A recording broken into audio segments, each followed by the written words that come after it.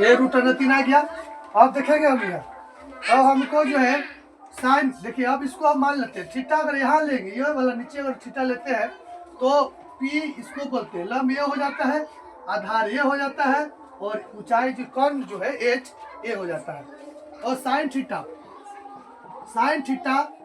क्या होता है, साइन थीटा का फॉर्मूला होता है पी बटा एच। तब चूंकि हमको यहाँ 60 पर लेना है तो साइन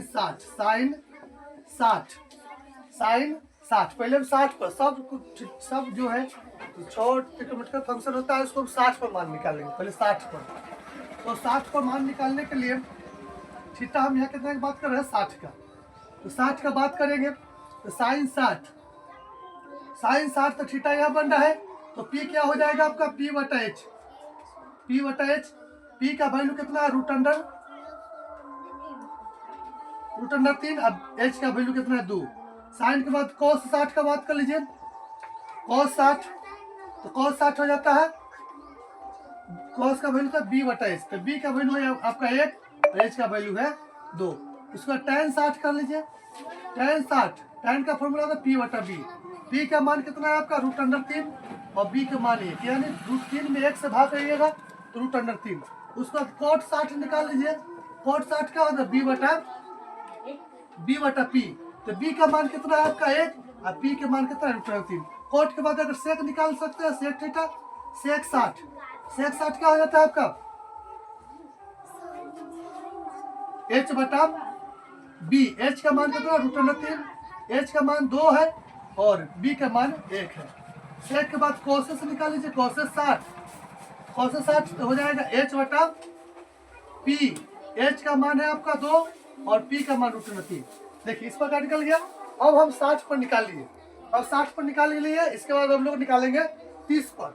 30 निकालेंगे तो p और b, जैसे थीटा जब इसको इस वैल्यू इस थीटा के मान से जो मान निकलना शुरू करेंगे तो p और b जो है फिर बदल जाएगा उसमें। तो फिर से हम अलग फिर से आपको दूसरा त्रिभुज बना देते हैं, और देखिए ध्यान समझिएगा आप लोग, ए डी और ये हो गया बी। तो ये आपका क्या है, आपका रूट अंडर 3 है, ये है 2 और यहाँ पे है 1, यहाँ पे है आपका 60 और यहाँ पे है 30। अब जैसे ही हम 30 का बात करेंगे, थीटा कितना ले लेंगे 30। जब थीटा 30 लीजिएगा तो ये आपका नहीं बदलता, ये कभी नहीं बदलेगा, आपका कर्ण जो है कभी नहीं बदलेगा आपस में p और b। थीटा जब ऊपर चले जाएगा तो p इसके सामने वाला, देखिए थीटा के सामने वाला p होता है लंब, और ये जो हो जाएगा आपका b, क्या हो जाएगा b हो जाएगा। अब सबका मान निकालेंगे, फिर साइन 30, जैसे सबका मान निकाले उसी तरह सबका मान निकाले। साइन 30 p बटा एच, यानी p का वैल्यू कितना है आपका 1 और h का वैल्यू 2। cos 30 b बटा एच, b का वैल्यू कितना है रूट अंडर 3 और h का वैल्यू 2। उसके बाद tan 30 p बटा b, p का वैल्यू कितना है आपका 1 और b का वैल्यू रूट अंडर 3। tan के बाद हो जाएगा आपका cot निकाल लीजिए, cot 30 b बटा p, b का वैल्यू है आपका रूट अंडर 3 और p का वैल्यू 1 यानी रूट अंडर 3। sec 30 तो sec का मान क्या होता है, फॉर्मूला होता है आपका h बटा b। h का मान कितना है आपका 2 और b का मान रूट अंडर 3। उसका cos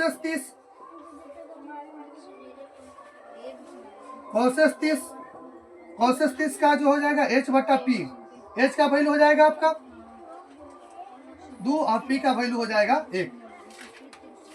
आया समझ में? उम्मीद है कि आप लोगों को समझ में आ गया होगा, और ये वीडियो लंबा हो जाएगा इसलिए हम इतना ही रहने देते हैं। और आगे जो है आपका 0 का मान, 45 का मान, 90 का मान दूसरे वीडियो में फिर बना देंगे आपको। और उसके बाद बहुत बच्चे को ये भी मान याद नहीं होगा, उसके लिए भी हम अलग से वीडियो बना देंगे आपको। चलिए तो स्वतंत्रता दिवस के आप लोग को हार्दिक शुभकामनाएं, और आप लोग का जीवन जो है अच्छा से खुशहाली से कटे।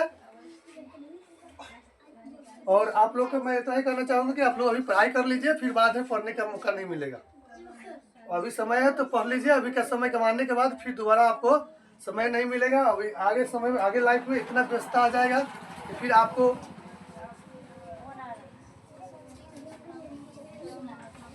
जीवन में मौका नहीं मिल पाएगा कि फिर अपने आप को संभाले।